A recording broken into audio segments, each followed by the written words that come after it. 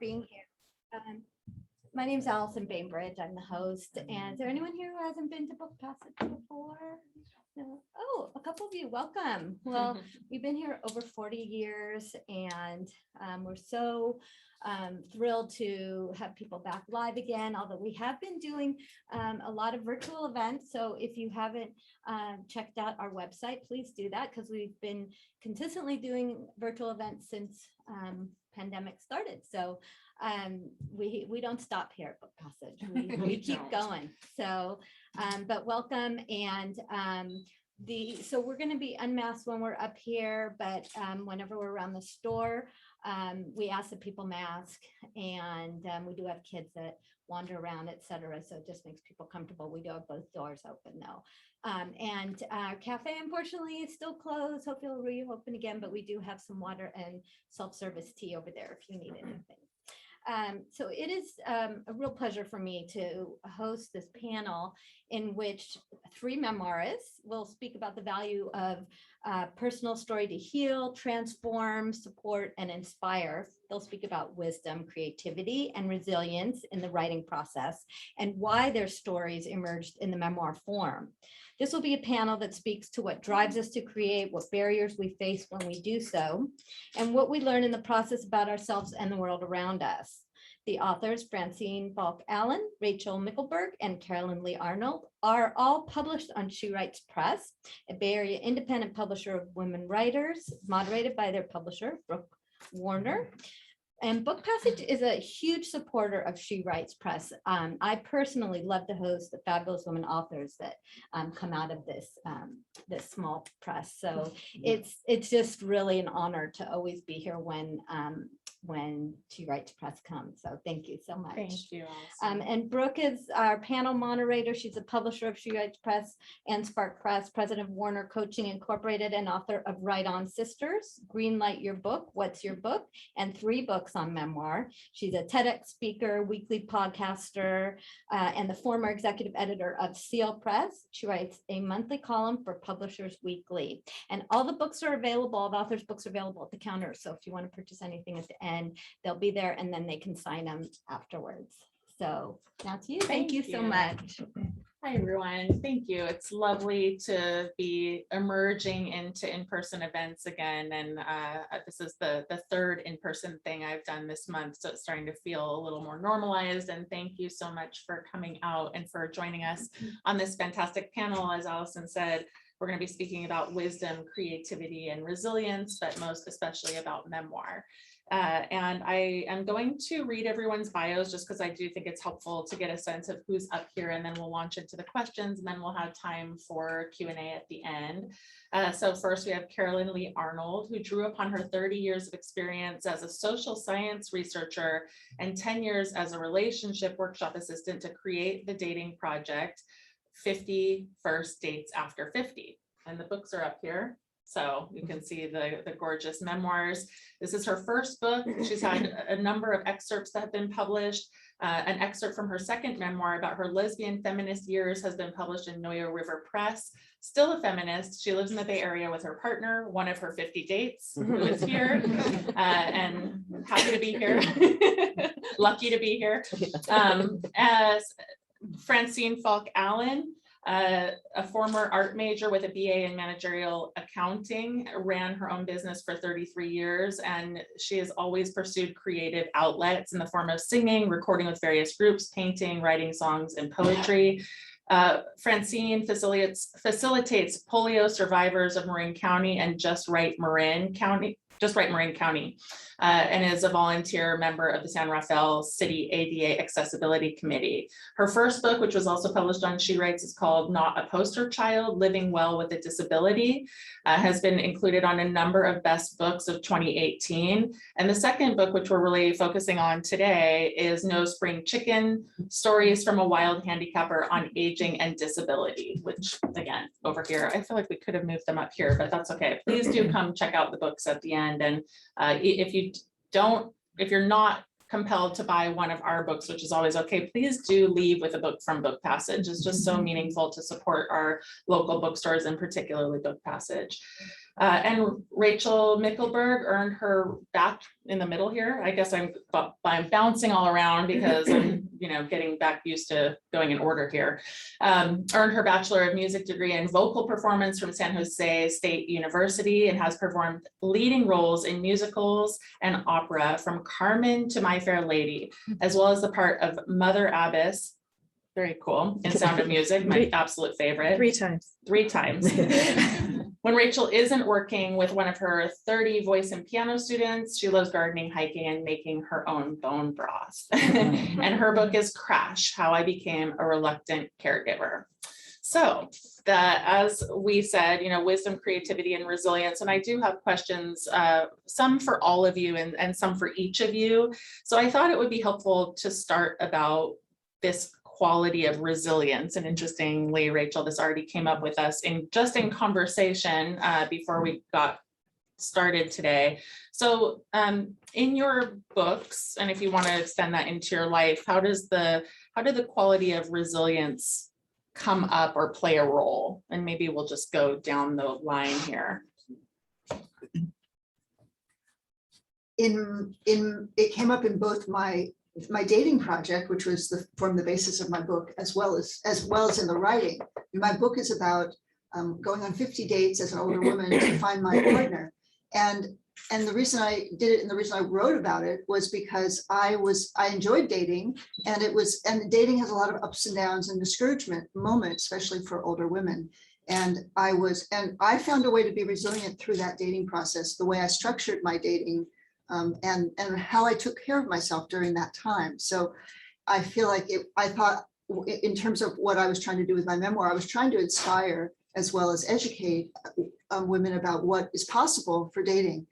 And so because I was resilient in dating, I had a very positive experience, found my partner, and mainly had a good time dating. I would have kept going another 50 dates if I hadn't. So, but then the resilience also came in writing, because then I knew I had a good story, and I was telling my friends stories, and they were encouraging me to tell the story. And but the resilience to write, because I was a beginning writer, I was a social science writer, and I had to learn how to write story. And it was a rough road. It wasn't easy at first. And so I had to keep going. I had to realize that it's okay not to be perfect right away, that I didn't have to be a good writer, write my first draft through. And so the resilience of going through a lot of classes and getting a lot of feedback, some of which was hard to hear about my writing, and then just staying with it. I kind of put resilience with persistence also. It's this thing of sticking with what I'm doing and believing I'm going to get better and not giving up. And it's what I did in the dating project, and it's what I did in the writing. It took me 10 years to write the book, and I'm really proud of it now. And I wouldn't have been if I had published it right away. Thank you, Carol. That's great. So before I talk about that R word, I should just give you a little bit of a taste of my book is about my first husband, who was involved in a small plane crash, survived it, but with a severe traumatic brain injury. And my story is about, this happened when our children were very young, 6 and 7 years old. And the story is about the dilemma of being thrust into a role of being his full-time caregiver, when I knew in my heart that wasn't a role that I was able to fulfill. And so it focuses on those few years following the accident, when I was suddenly a single parent, suddenly all of these caregiving issues and the medical and the legal and being harassed by his family and society who had different expectations for the role that I should take on. And I never thought about resilience when I was doing my writing, or when I was in that awful period of time. I was just trying to get through the day. So I reverted back to you're nodding like, that feeling. I reverted back to what I had learned, because my mother had been through the AA program, and one day at a time, right? But in my case, I felt like sometimes it needed to be 5 minutes at a time. and maybe a half an hour, maybe a day, but I was just literally trying to put one foot in front of the other. And now in retrospect and looking back, I see, well, I guess I was resilient, but at the time I was literally just trying to survive. So it's interesting to kind of see what the goal was. I was trying to just get through it and make sure my kids were okay, basically. So I have to put on my thinking cap to answer this question.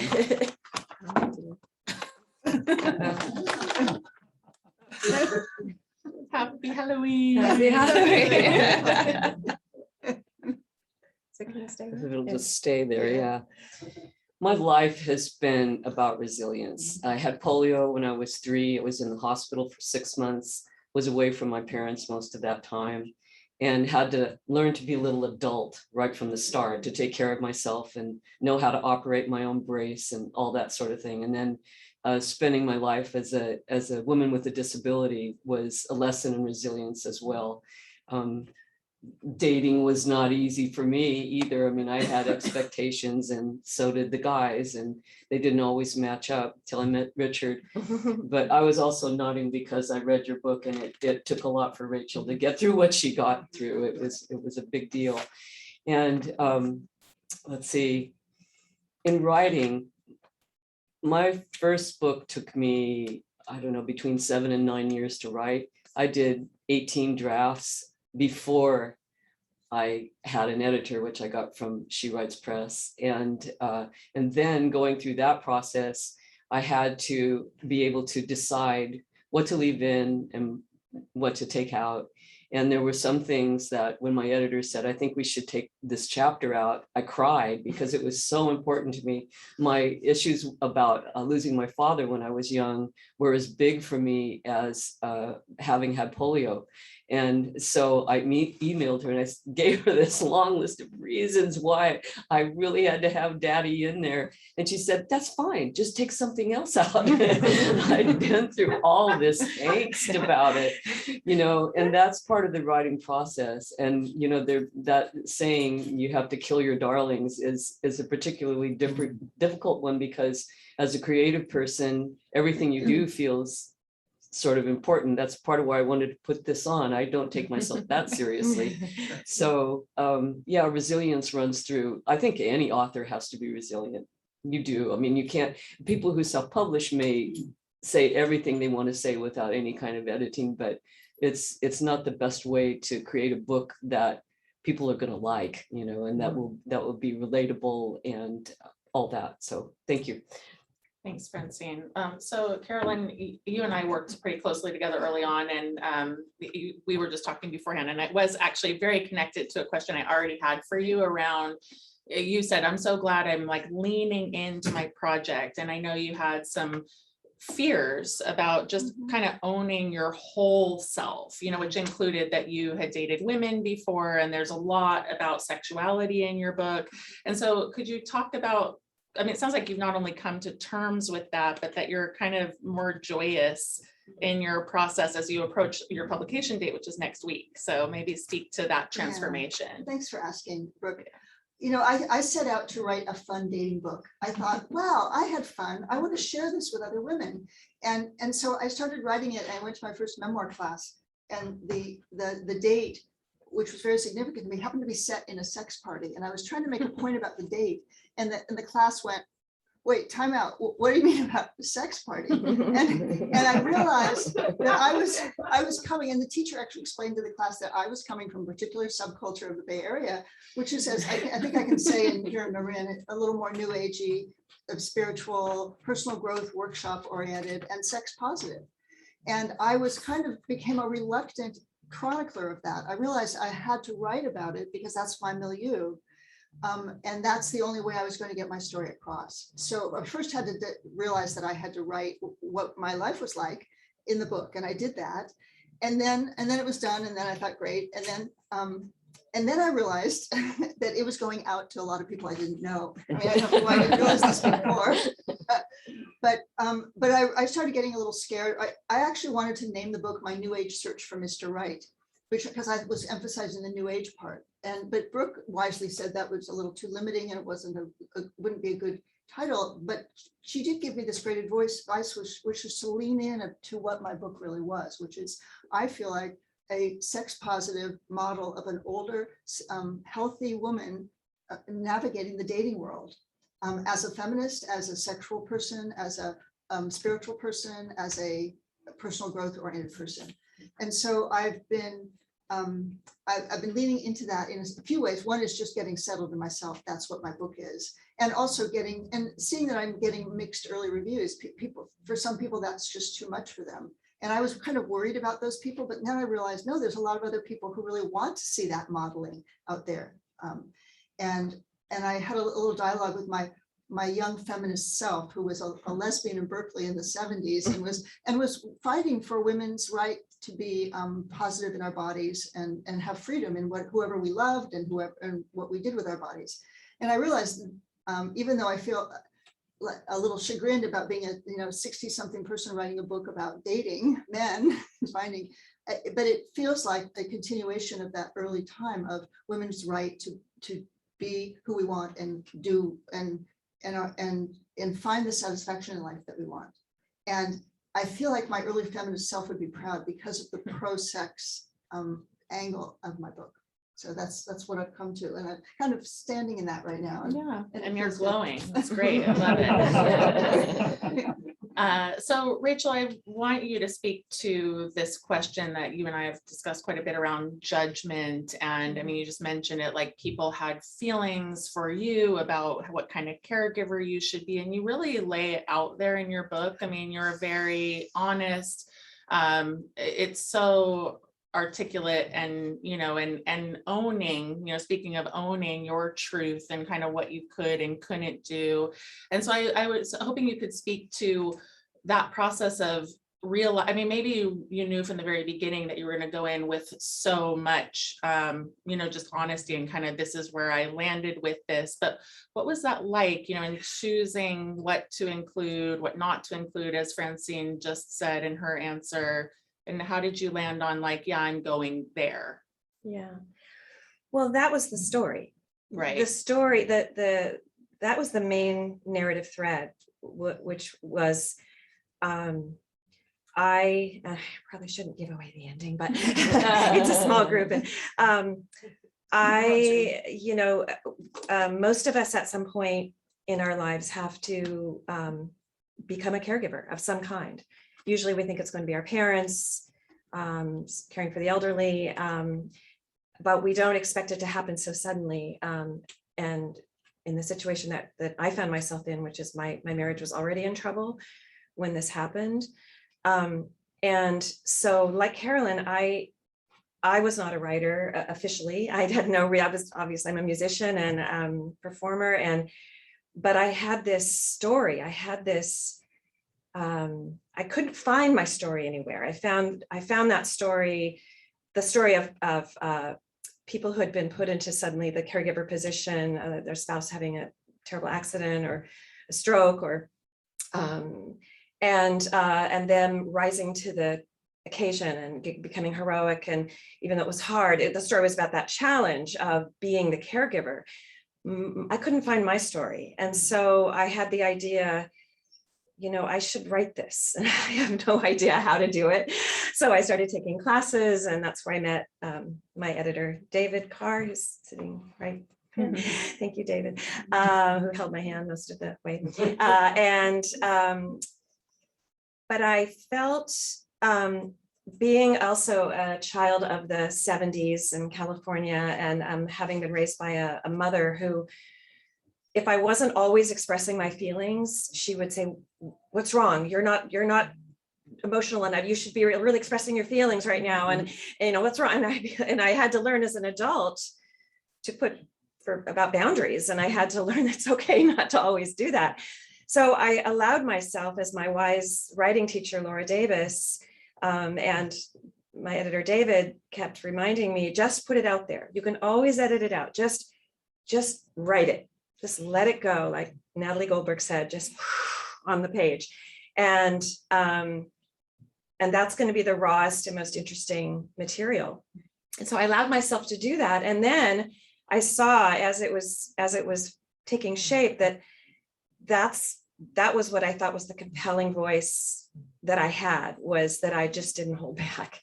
And so it felt like it worked for me. And I've had some people push back and say, you were so selfish, or boy, that was, you really said it like it was. And I don't always get the feeling like that's 100% a compliment, but most people feel like, oh my God, I've had those feelings too. Like I've had feelings of resentment about having to take care of my mother, or, it's really hard. I can't get any free time for myself, or whatever it is. So I wanted to open that conversation. Oh, Yeah, sorry. Thank you for doing that. Yeah, going this way. Yeah. Thank you. Probably. Well, so Francine, this book is self-help, but it also, it has elements of memoir in it, because there's a lot of your personal story. And I think that's kind of a common thing these days, that a lot of self-help is driven by personal narrative, but your first book is really a memoir. And so I wanted to ask you about what drew you to this being the next book, and maybe anything to say about the difference between writing something that's a straight ahead memoir and something that's a bit of a more self-help driven. Yes. After I finished the first book, part of what happened with writing the first book was my editor, Chris Allegos, who's fantastic. She was wonderful to work with both times. She said, some of what you've got in here is self-help, and I think we should keep it strictly memoir, because it was a long book to begin with. And so I had all this material I kept out, not enough for a whole book, but I thought, well, maybe I should write a self-help book too, but from my own experience, rather than, I'm not a doctor, I'm not a licensed psychologist, but I certainly know what it's like to have a disability. It's been there my whole life. So I had a lot to tell people, not only people who have a disability, but people who are approaching their older years when things can get more difficult physically. And so I've learned a lot. I have a lot of tips, particularly in travel. And of course, in the first half of the book is travel. So it's travel stories. And stories are what people love to read. That's what draws you in. So when I give you an example of why it's a good idea to ask how far something is, I have a story about Benoit at the hotel in France telling us it's only 5 minutes from here, when of course I found out that it was a 20-minute to a half-hour walk for me. So there are lots of things like that, and I try to make them somewhat humorous. So talking about the difference between the two, it's this second book is really cross genre, which isn't necessarily what publishers always want you to do. It's better to have it be one thing. And I've had Kirkus Reviews called it a memoir. Rick Steves calls it a travel book, and there's a whole section also about for people who have someone in their life who is aging, and they're finding like their mom is harder to relate to now that she doesn't want to go places and stuff like that. So that ran into more advice, self-help advice. Have I answered your question? Yeah. I'm kind of going well, off I guess here. out of curiosity, was there one that felt more comfortable for you? Like, did you embody the story role or the advice role? Or are you equally comfortable in both? I found the second book, the self-help book, easier to write because it wasn't quite as personal. There's definitely personal stuff in it, but the first book was, I was pulling that from deep inside me, and the issues I faced as a disabled person all through my life, Right. The discrimination and the differences and the subtle things that went on that were obvious to me and not obvious to the people in my life. So and with the first book, I felt like I had to be careful what I said. The first person who read it, who was a professional book reviewer in Scotland for many years, is a good friend. She said, Francine, you're pointing fingers at people. Hmm. So I realized that was not going to be popular. Right. And I had to bring it back and make I statements and be sure I said, this is how it was for me. Right. The second book, I mean, I already knew to do that for one thing, but there weren't personal issues so much in the second book like there were in the first. Right. And I also, in the first book, because it was a memoir, I had to be careful what I said about people in my life that I still know. So if there were things that were really upsetting for me, I left them out because I didn't want people to say, that's me. I mean, even changing the place and the name wasn't going to do it, you know? Right, Yeah. absolutely. Well, that's a Yeah. good segue for Carolyn, because she's written about 50 dates of 50 real people. I thought I would ask you, you know, and some stuff has come up for you. I mean, like people are curious about these people, right? How did you handle that? And did you ask them to sign consent waivers? And also just out of curiosity with the inspiration for the book, like, did you finish the project and then realize it was a book, or was there a point midway through the project that you thought, I better start taking notes? Thanks. I'll start with the last one first, which is, I did not know this was going to be a book. I was just enjoying dating. I was telling stories to my friends along the way. But I was journaling. What part of my self-care in journaling as a single person was to write down everything that happened in a date and how I was feeling about it. So that luckily came in handy when I was trying to write. I decided to write as I was finishing up. I don't think I had yet met my partner, but I was kind of getting to the end and I was saying, I have some good stories. Why don't I start writing this down?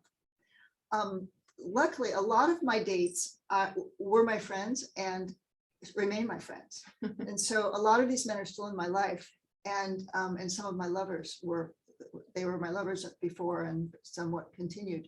So when I finished the book, but most of them did not know I was writing. Well, my friends knew I was writing a book. Okay? Most of the men in the 50 men, if I just had one date with them, they didn't know they were part of a dating project. It was just like a date, you know, a one date, one off. But if I kept seeing them for more than one time, I would tell them I had a goal of 50 and I was doing this and I might be moving on, and I just was warning them about that. So You're only 27. Yeah. I'm sorry. Yes, actually 27 did complain about that. I know, I'm just 27. So they knew that, but it had been, by the time I finished the book, it was 10 years later. And I realized, and I went through some angst about, and I changed everybody's name and I changed some identifying characteristics when I thought it would be too obvious. But then I realized I really wanted consent in some way. And so what I did is all of the people I knew, I actually got everybody's emails that I had and could have and sent them their chapter. Because what I wanted to know, I didn't ask them if it was okay. I got pretty clear from your classes in memoir and what the discussion was. I knew it was my right to tell my side of the story and my story. I just wanted to ask them if they feel protected, their privacy was protected. And so I was asking them, do you feel like I've made you anonymous enough? Or if not, are you okay with this? And they all said yes. They all said fine. And the people I couldn't contact or decided not to contact, I just really, really disguised them. Thank you. So, That's Can interesting. I ask you a question? Sure. Did you need a spreadsheet to keep track of? I was thinking, was Bill becomes John, Oh, yeah, Edward right. becomes That's Henry. what you have to do, search and replace. you're right. You're right. I did have an Excel spreadsheet. Changing the names. Yes, you're right. That's great. Rachel, you mentioned, you know, you grew up with this mother who pushed you to be very self-aware, or at least articulate your emotions. And so you bring that as a real skill set to your writing and the process, especially of revelation and reflection. Was there had to have been a moment in writing the book where you just had like epiphanies of, oh, this was maybe different than I thought. I was curious if there was anything particularly revelatory that stands out as a result of the process of writing memoir.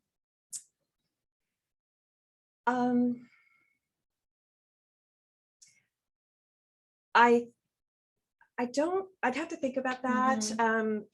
You know, One with my hat. yeah, I need the thinking cap. That's a great question. Nothing comes to mind immediately. I think one of the admissions that I make in the book, and I think this is probably number one when people say, oh, it's so raw and it's so honest, and you really let it all out there, is when there was a moment when, and I remember the thought, and I was sitting by his hospital bed, and I remember thinking, oh, this would be so much easier if he just passed, because his quality of life was going to be so bad, and I knew then mine would be, and our kids, and I said that in the book. I said, I admitted that I had that thought, and I have a feeling that's not an uncommon thought that people have, that they never want to articulate when someone is gravely ill, or well, you understand where I'm going with that, but I had to relive those moments, of course, I had to really go back to that scene, sitting at the hospital bed, and what would I have been, what I would have been going through at that moment, and to recreate that. And so it did sort of solidify it for me. It sort of, it brought it back to the surface. So maybe that's a kind of a peripheral way of answering that question, but think about that one. Yeah, no, thank you. I think that's spot on. Yeah. Thanks. I mean, it was just occurring to me, that there's so many layers of memoir, it's like there's the process, and then, I mean, there's the, you lived it, and then there's the, oh, I think I'm going to write it. That's the inspiration part. And then there's the process of writing it, so that's what I was thinking about for you, is like this kind of peeling the onion, and especially given that it was just this incredibly profound tragedy that happened. So that's, and I was maybe getting at wisdom a little bit as one of our bigger themes, Right. And so, because I was there, it was, I had to recreate these scenes anyway, though, because you don't remember what you said exactly when it was 10 years ago. For me, it took me 11 years to write it. So, so you do have to recreate a scene, and you have to add in the sensory details, and the, how it smelled, and how the chair felt, and which I learned from my wonderful writing teachers. And I think that process in writing the scene, and as a stage performer for many years, and having created scenes from a page, and making them more natural, more realistic, is I really had to dig deep into what was the process of, not just that one feeling and that thought, but how did I get there? Right. And so that was pretty interesting process for me to go through. And I thought, I think that's one of the things I enjoyed the most. Yeah. Even though it was really hard, obviously. And then when I narrated my own audiobook, to have to speak those voices, that was another interesting process. Yeah, another layer of the process. Thank you, Rachel. Well, it occurred to me, Francine, that you're sort of like hybrid, right? Because you're on a hybrid press, you've written kind of a hybrid book because it's memoir and self-help, and then another hybrid piece is your audience, because you're not just one audience. You have like a lot going on. So I wondered, I mean, I love the memoir self-help aspect, and I think it is actually increasingly accepted and people like it, but in terms of a crossover audience, that's sort of a different question, and I wondered if you could speak to who you were hoping to reach, and if you feel like you have been able to do that.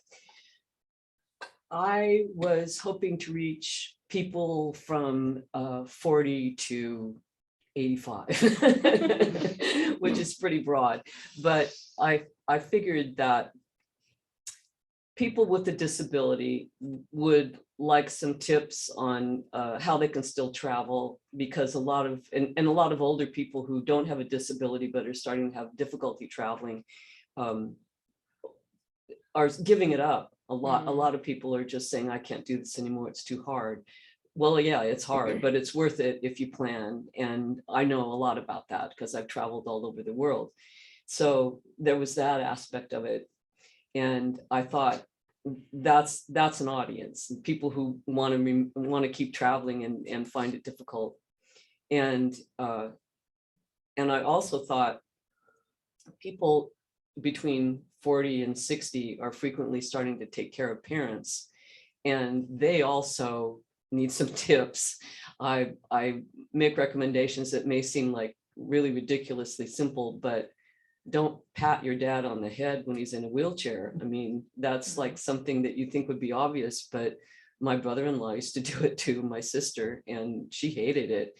And when she became disabled, and Well, a lot of your so- advice is kind of about dignity, having gone through the life as a disabled person, and then saying to people like, all you, to some of the readership, clearly it's like, don't do this. yeah, And so if you're reading it, you're like, oh, as a non-disabled person, I never thought about that. So I think there was a little bit of like a mission driven that's true. or advocacy, I guess I would say. Yes, and there's the last chapter is actually about activism and advocacy. It talks Mhm. about the history of the Americans with Disabilities Act. I'm sorry, I'm not blanking, but I want to think about what I want to say here. I think I've covered that. That's the audience. I see that younger people can benefit because they can find ways to do things. Like, for instance, if your mom can't walk at the mall anymore, get her a scooter. And if she keeps saying, I don't want it, that's for old people, well, so what?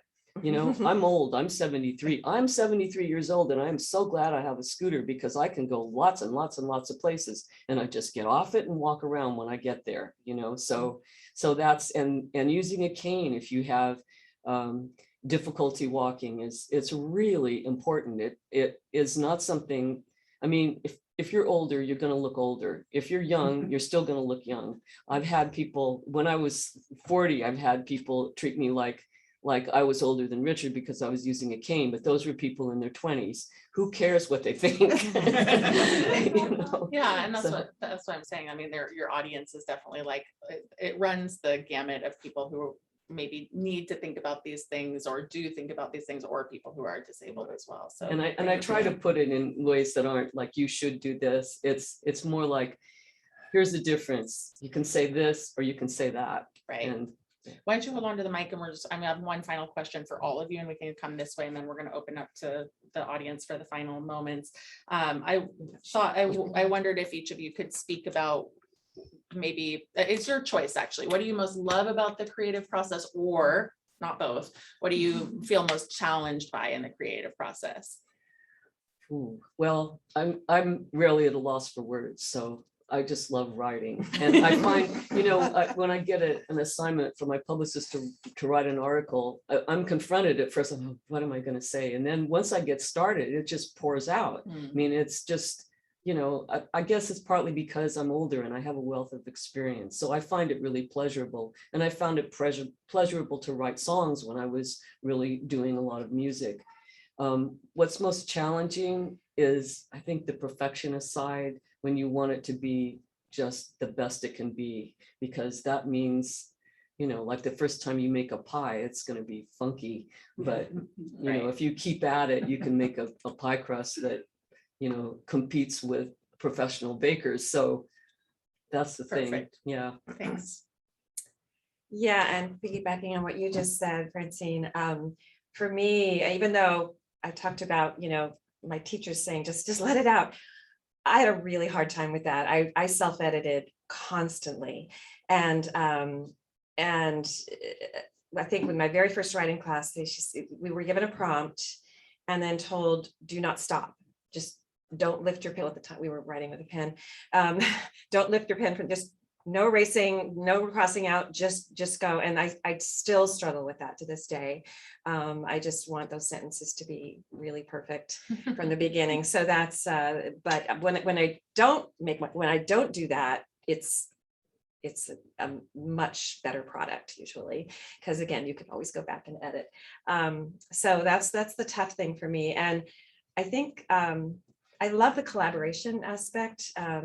I actually hired my editor before I finished my manuscript, because I just needed, as a debut author and someone who'd never done that before, I felt like I needed the support, and he was really willing to look at each chapter, you know, as I produced it. And then at the end, we did a whole other review. So I love the collaboration, meeting all these amazing people that I've met through this in this literary world has been phenomenal. Yeah, I just want to piggyback on that. As a person who's been an editor for a long time, I always say to people, the earlier the better in terms of starting to work with an editor, you know, that can be such a co-creative process. So that's great.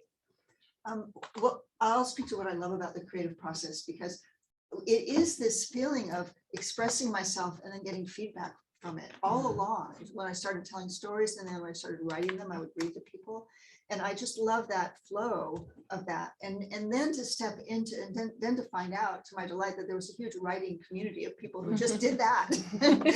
And they wrote and gave each other feedback and wrote some more. And so I feel like I didn't just write a book. I feel like I found my voice in a way. I feel like I've found a way to speak what I want to speak beyond my book. I mean, my book is a story that I wanted to tell.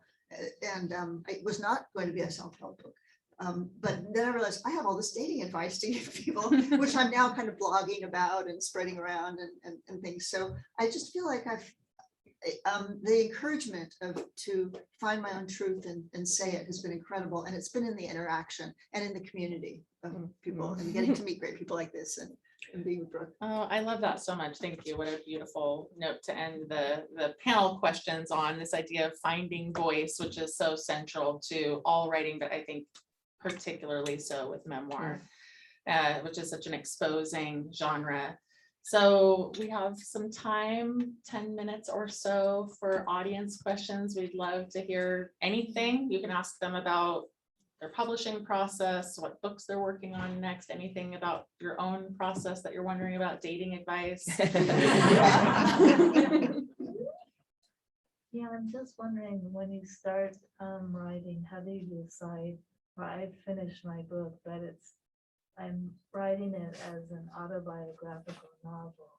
How does that differ from a memoir? Okay, so she's asking what's the difference between an autobiographical memoir and a novel. So I'll answer, and then maybe we could ask whether any of you thought about fictionalizing your work.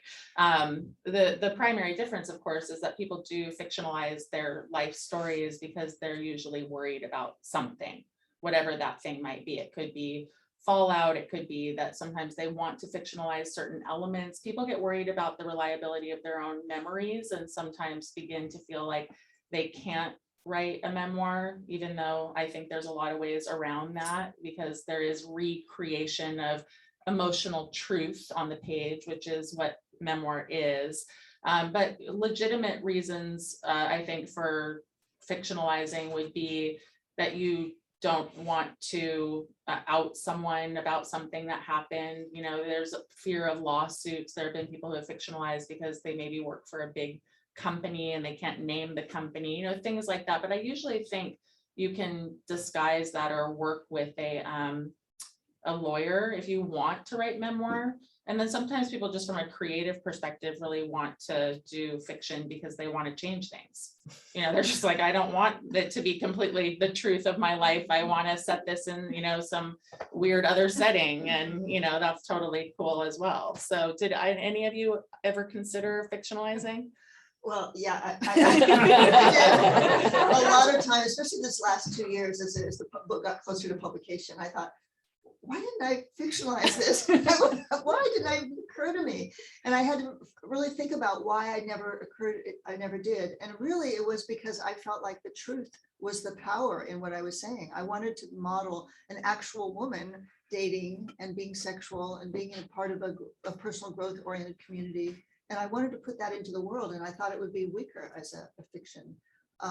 But you know, don't think I didn't think about it a lot as a way out. You know, why did I do this? I feel like I'm getting back to my roots as an early feminist sex educator in a way. And that women's truth. I just said a quote at an interview I just had was, "This is what a feminist looks like now." I wanted to stand in that and be, this is who I am, and this is what it is, and have that as an option and an image for women. That's great, thanks. I'm assuming neither of you did consider fictionalizing. Not what I wrote, but I am I have a story about my grandfather. He was not my favorite person in the world. And I found out why very late in life, after my mother had died and hadn't told me some of the things about him. So she had 12 siblings, and they had different stories about my grandfather. So I've accumulated those, and they're in conflict. So I know some of the truth of it, and it's a really good story. So there's a kernel of a story there, but I'm going to have to make it up in order to make it into something. Right. It's a 9-page essay, but that's not something that's going to be that interesting. But I can see it as a movie, you know. I mean, that's kind of how I remember things from my childhood. They're like a movie to me, and I've been blessed with a good memory, and I can just see how things happen. I've had people, you know, check out what I remember, and they said, yeah, that is what happened, you know. Right. So anyway, this story I have about my grandfather is going to have to be Yeah, fictionalized. well, in it's order a to great be able to- example of, and I think a lot of people have those kinds of stories from their past that they need to embellish, and maybe in order for the plot to be a little bit more interesting, kind of fill in some of the gaps. Exactly, Yeah, thanks yeah. for sharing that. Absolutely. Others, even than you. Maybe you could speak a little bit to the shift that occurs. We just sent a book off to a publisher, going from writing to, I guess the word is marketing. Sort of the mindset that occurs there. I see the only one smiling is Carolyn, because her update is next week. Visceral reaction. Yeah, what do you all think about that? Or how do you wear both hats? I or- had no idea that, you know, to the extent to which I would have to market and publicize. And that's part of the publishing industry, and Brooke can absolutely speak probably hours on this, is changing. It's been changing. And, you know, I guess most people still assume, oh, once somebody says they're going to publish your book, then they'll do it all. You know, they do all they pay the publicist, everything. Well, that's not true for most of us. And certainly with a hybrid publisher, we are responsible for that ourselves. They will support us, like Brooke took her Saturday morning to be here and support us. Yet it's a whole different animal, and book publishing, as far as I have learned, and I'm sorry, book marketing is different than other kinds of marketing as well. And you have to learn that specific niche. You have to learn all about social media, as much as, you know, love-hate relationship with it. It works. And so, yeah, there's the writing and the creative process. Then there's the getting it published and going through all of that with your manuscript. And then there's the publicity and the marketing. It's, yeah. So I think one thing you have to do is find ways to make the publicity part of it fun. And you really have to hire a publicist. I mean, unless you want a full-time job. Yeah. Because it's time consuming, even if you hire a publicist. I mean, it was surprising to me the first time I knew what I was getting into. The second time, but you've got to write a lot of articles to get your word out there on people's blogs and in magazines and every place. And you have to identify your audience, really important. I know that my audience is mostly older women, and a lot of older women are on Facebook. So I place ads. If I place ads for my book, it sells. If I don't, goes down. And that's the way it is. I'm not on Instagram because I don't have a lot of pictures from my phone to post all the time. But if you do, you know, if you're out taking a lot of pictures on your phone all the time, Instagram is a great place to reach people. But it's a younger audience usually, not always. So you have to know that TikTok. I mean, I'm not going to be on TikTok. Nobody is. You'd be surprised. Well, I was worried about the Chinese security thing more Oh. than anything, but anyway, so yeah. Do you have I'll just say anything to one, add? I just want to say I was so surprised at how much marketing would take, and I feel like finishing the book was a third of the work. The marketing is now 2/3 of the whole picture. Yeah. And luckily, I love it. As Francine, the key is to find what you like to do in it, and it's brought out my extrovert in me, and I love doing that. But it's a whole other thing. It's a whole other life. Yeah, and it just shows how much the industry really requires of authors. It's like you come to this because you love to write, and then this is like this extraordinary outside, it having nothing to do with writing and being forward facing, and it's challenging, Different skill set. yeah, very different skill sets. Did you have a question?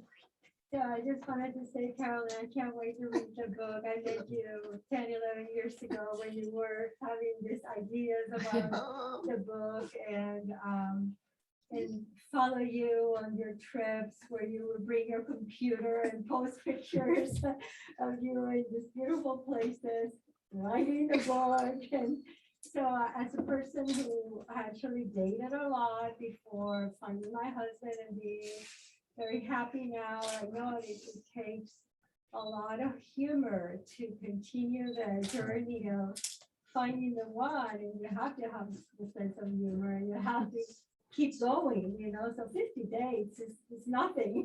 In a lifetime of finding the one. So I just can't wait to read it. And I just feel like I've been, following you in this process of birthing a book. And so I can't wait to read it. That's Thank sweet. you, You have a Lotus. true fan. yeah, thank you.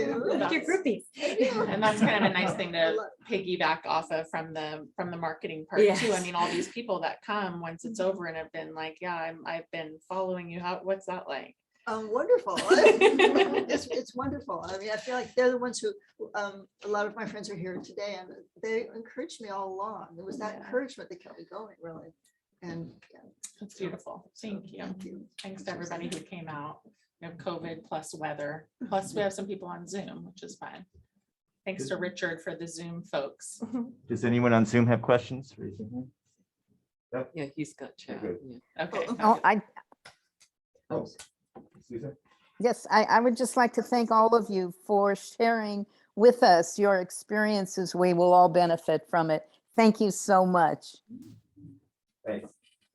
I want to encourage people on the Zoom to also buy from Book Passage because they will mail the books to you. So you don't have to be here to buy books from Book Passage or your other independent bookstore, but we prefer Book Passage. Yeah.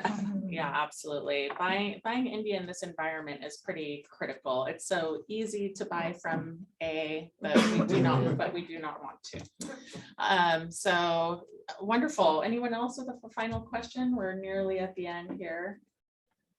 This question is for Rachel. When you were writing this book, did you have any consideration, like, because your kids would be reading this someday? Yeah, that's one of the reasons I gave myself permission to take so long to write it, because I started when they were around 10 or so, 9 and 10. And I, right off the bat, I admit to having an affair, and I didn't want them to know anything about that until they were more mature enough to handle it and to understand it. So yeah, my daughter, who's 24, she's not willing to read it yet. She is a very sensitive person, and she saw a picture of the crashed plane and cried for 3 hours. And this is just a year ago. So she understands her own boundaries, and I respect that. My son, on the other hand, is just thrilled and, does these TikToks with me to increase exposure. I'm like, fine, I'll just tell me what to do, as long as it's not, I can't do a pirouette, but I can do lots of, other things. So, mixed reactions, but it's very revealing, and I wanted them to be able to handle it. So I'm like, well, I can't publish it anyway till at least they're 18. So it's kind of freeing in a way to just, take that long to write it. Hope that answered your question. Yeah, wonderful. I Final just want to question. say, I am so impressed with She Writes Press, Yeah. watching Carolyn in this process of having, I published a book once too, but not with 80 cohorts. It seems like a community of writers that you put together. And of course, the Yeah, I people mean, at I would She say Writes- it's one of the most gratifying things that has come out of the press, the fact that the community is so strong, and really all I decided to do in the first year was say, yes, you're allowed to talk to each other. Because in book publishing, I come out of traditional book publishing, and they pretty much discourage authors from knowing each other. And it for reasons to do with retaining some control. I mean, there would just be no ever any like when I was at Seal Press for all those years, it would never have occurred to anyone there to say, oh, so and so is going through the same process, you two should be in touch, or maybe you two could do events together. And I come out of a very sort of community spirited space, and it was why I was interested in She Writes in the first place. And so when I started saying the authors could connect, it just took off from there. I mean, these women were like, yay, we have a community, and it's just been incredible ever since. And I'm so grateful for that aspect of it. But I think it's because women are, I mean, everyone, but women writers uniquely, I think, seek out community, and it's so, it makes it so much better, to be in process with other people, to be going through the process together, like you said, in a cohort, right? We have calls and we do events, and it's been hard during COVID, very hard. But I think as we come out of it, we'll start to be our usual out in the world army. I was really pleased that took the competition aspect out of it, because I understand that there's competition. We're all trying to sell books, of course, and we've got a product and we want people to buy it. People only have so much money to spend. But I really liked from the beginning that there's a Facebook page for all of us to share information and what do you do in this particular instance, and what did you do about this and that. And there's 500 people on the Facebook page, and there's no competition there. It's not about that at all. I don't like to compete. So that was really, really a strong influence for me. I love it. Yeah, it's lovely. Any Well, last comments? Thank you. We really appreciate everyone being here. Thank you. What a thrill. I've had a wonderful time not being virtual.